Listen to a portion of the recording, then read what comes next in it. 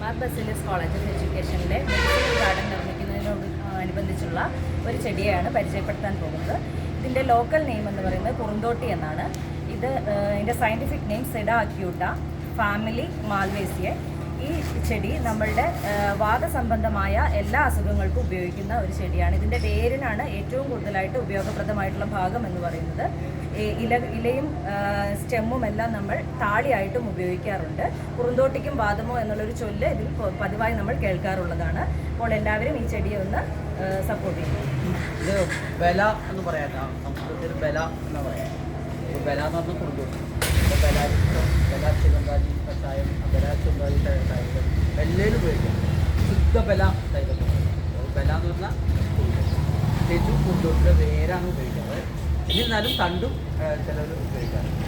കൂടെ മിക്സ് ചെയ്തിട്ടാണ് ഇത്. നേരത്തെ മിസ് പറഞ്ഞ പോലെ കുറുന്തോട്ടിക്കും വാദം എന്ന് പറഞ്ഞാൽ എല്ലാ അസുഖങ്ങൾക്കും ഇത് ഉപയോഗിക്കാറുണ്ട്, പ്രത്യേകിച്ചും. അപ്പോൾ നമുക്ക് ഇതാണ് ഒരു ചീച്ചക്കുറിക്കും ഞമ്മളുടെ വിചാരം.